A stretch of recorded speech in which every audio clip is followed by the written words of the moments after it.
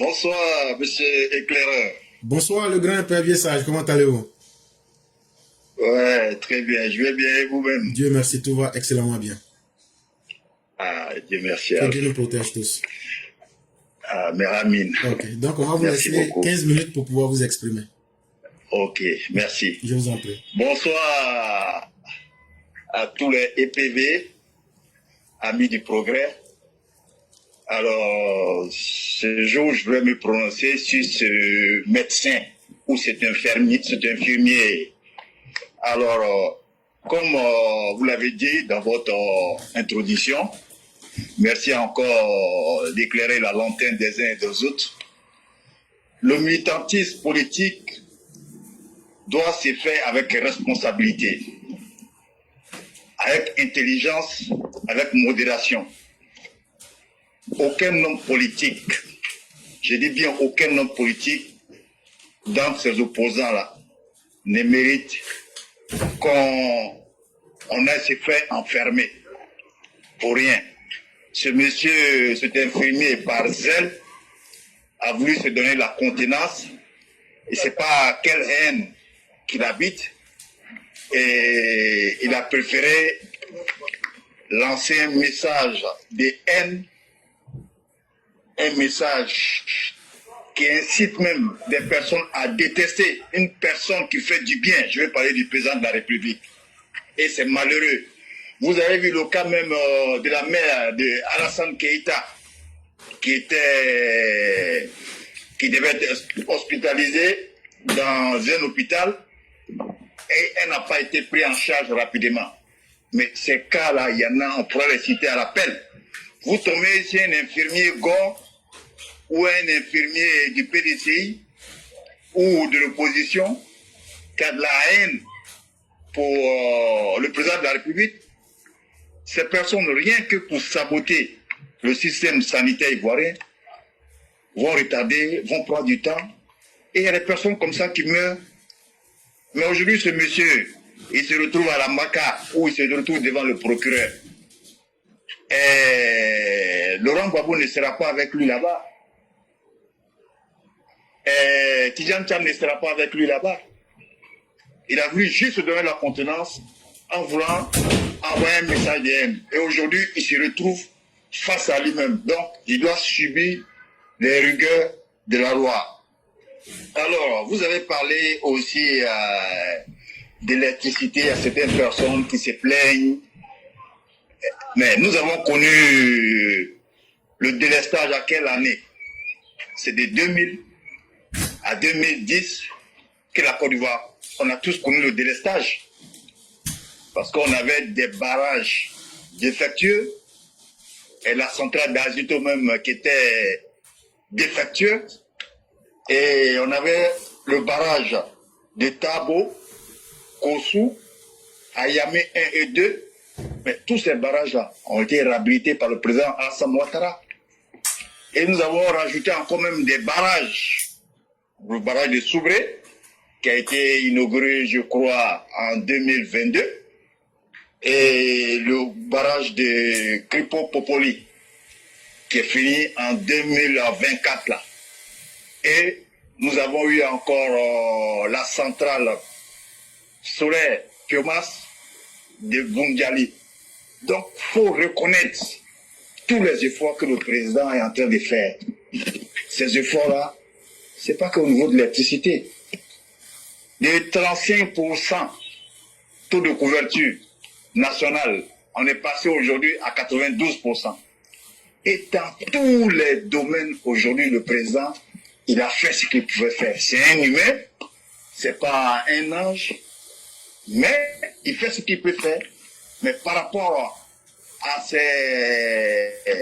les anciens qui sont passés avant lui, je vais parler du boucher des lagunes, je vais parler de l'ex-président qui est décédé, et l'ex-président aussi, le général Gué, c'était un gouvernement de crise. Qu'est-ce que ceux-là ont fait? Donc, depuis la Côte d'Ivoire et la Côte d'Ivoire, là, ils n'étaient même pas capables même de réhabiliter, je ne dis même pas construire même un barrage. Réhabiliter, ce n'est que la centrale d'Azito. ou le barrage de Tabo, ou le barrage d'Ayamé 1 ou 2, a pu faire raison de construire. Mais le président est venu en 2011, il a réhabilité tous ces barrages-là. Et il a construit encore d'autres barrages. Mais il ne faut pas de mauvaise foi. Même si on dit qu'en Côte d'Ivoire, la politique, les opposants sont, comme on appelle,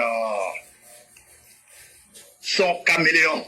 Même quand ça les arrange, quand on fait des goudrons qui vont dans leur propre village, ils viennent s'asseoir et dire que c'est les goudrons là qui vont voter le président. Là, ça va. Mais le goudron là, le bitume là, ça sauve des vies.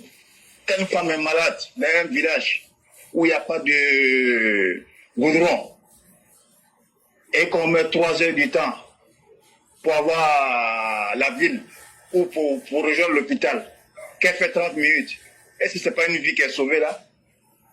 Quand il y a un malade qui doit aller en urgence à l'hôpital, au lieu de 3 heures du temps, on met 4 heures. Mais c'est une vie sauvée et c'est plusieurs vies comme ça qui sont sauvées.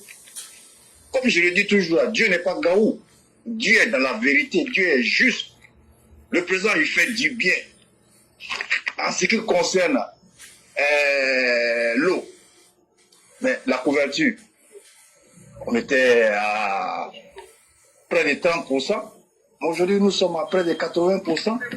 Donc, le président est en train de faire un effort pour qu'en 2026-2027, la couverture soit à 95 pour l'eau pour tous, l'électricité pour tous. Ça, c'est la politique du président de la République. C'est pour ça que dès qu'il est arrivé, il a dit, dans votre village, dès que vous atteignez 500 personnes, écrivez-moi, votre village sera électrifié. Et il y a eu des compteurs même à 4, 500, d'autres. Voilà. Donc, c'est une opposition, comme je le dis toujours, improductive, versatile, caméléon. Même quand c'est dans les biens, je ne dirais pas, c'est la mauvaise foi qui va les animer. Ils ne vont jamais venir dire, voilà, aujourd'hui le président a fait ça, c'est bien, c'est bien. Ils seront là toujours pour critiquer et ils ne vont pas changer. Et même pire encore, ils sont dans une voie insurrectionnelle. Et ça là, on va toujours le dire jusqu'au 25 août, et ça va toujours continuer. Le mouvement trop, c'est trop. Mais c'est une voie insurrectionnelle. On voit Stéphane Lago qui sort, non, le mouvement trop, c'est trop, c'est pas un mouvement. Mais ils sont en train de préparer les jeunes à Dabou, hein, à Bonois, dans certains quartiers. Mais le discours de Bleu Goudé là, il est encore là.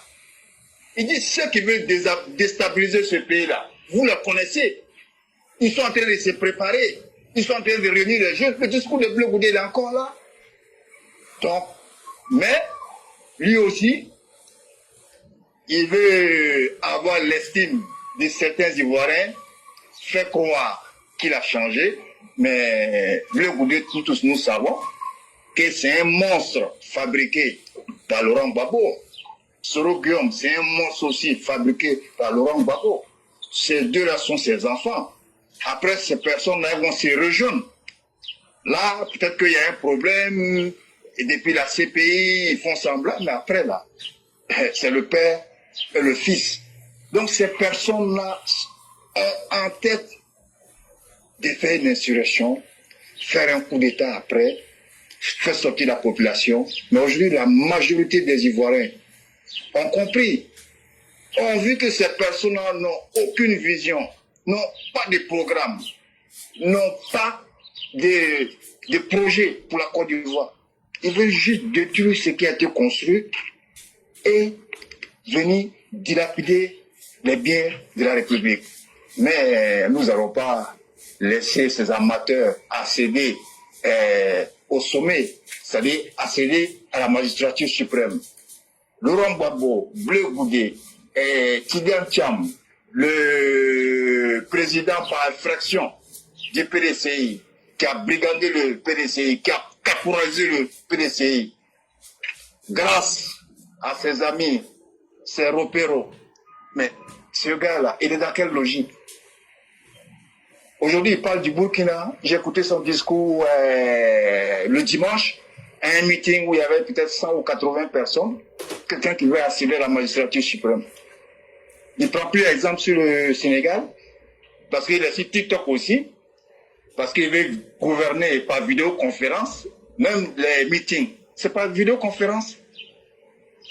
Il prend l'exemple sur le Mali, exemple sur le Burkina, sur le Niger.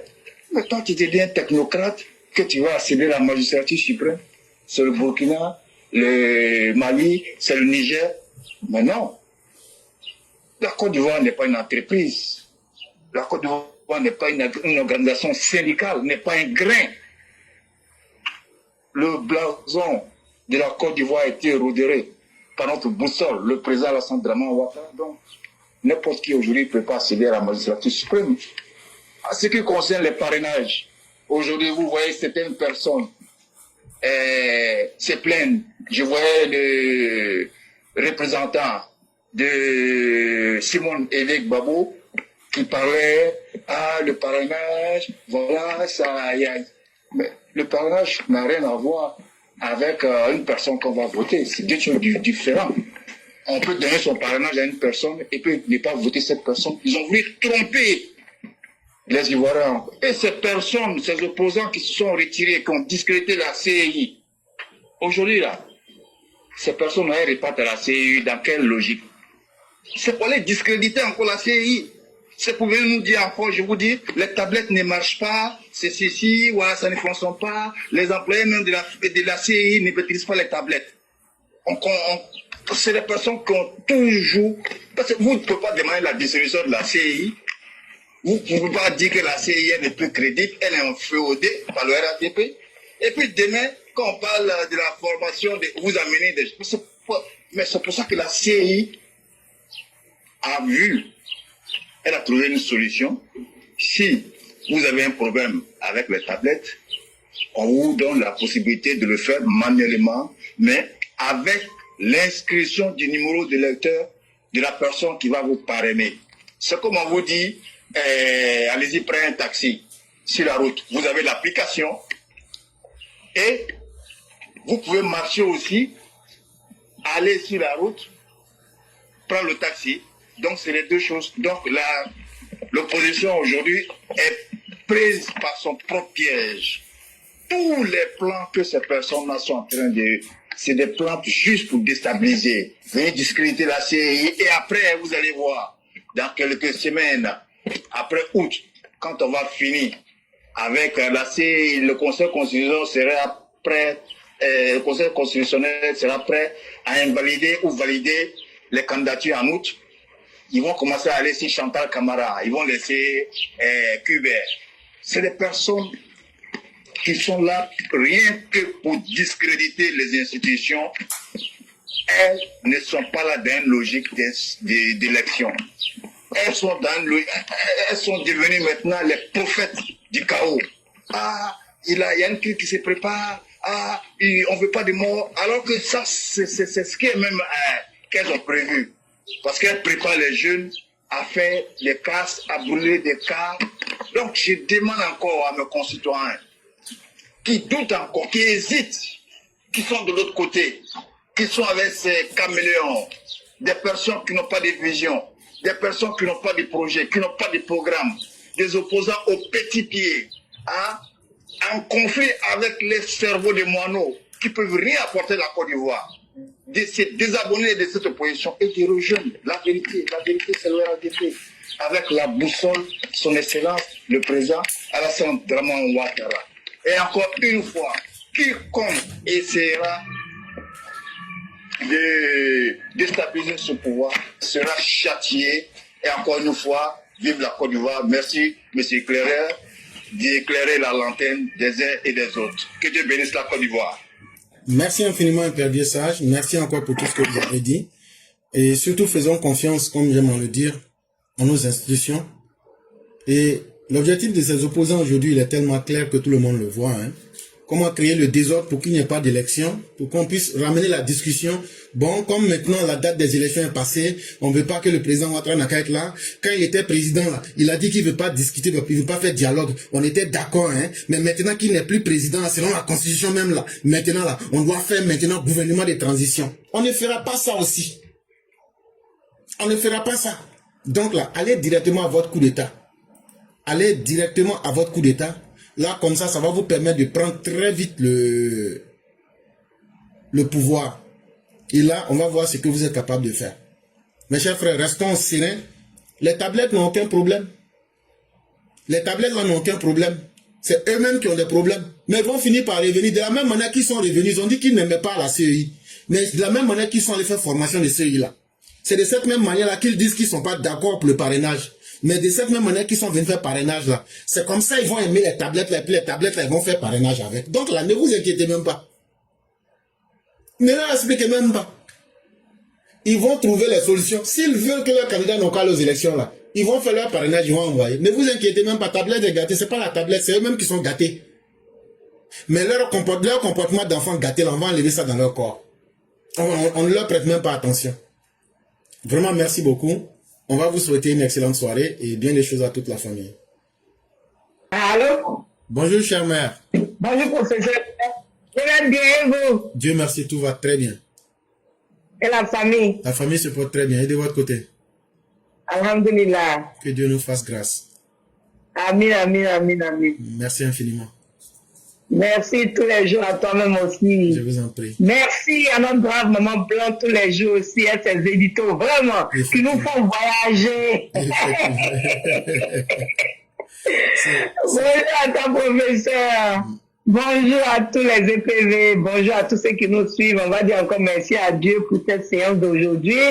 Vraiment, professeur, le médecin ou bien je ne sais pas qui, il est là, infirmier ou bien je ne sais pas quoi là qui a été arrêté là. Franchement, l'éclaireur, ça me va tellement droit au cœur. Je suis contente comme ça. Il y a combien, mais ce qui me fait mal encore, il y a combien parmi eux qui sont comme ça dans les différents hôpitaux, qui traitent mal nos mamans. Moi, en tout cas, monsieur Boka, toi qui as fait assez de mal à ma mère, son âme ne te pardonnera pas. Oui, où elle se repose, elle est tranquille. Mais toi, tu n'auras jamais la paix. Et je me dis, il y a combien de parents comme ça qui sont passés par ces gens, par ces médecins xénophobes, par ces médecins criminels-là. Ils sont combien en Côte d'Ivoire aujourd'hui?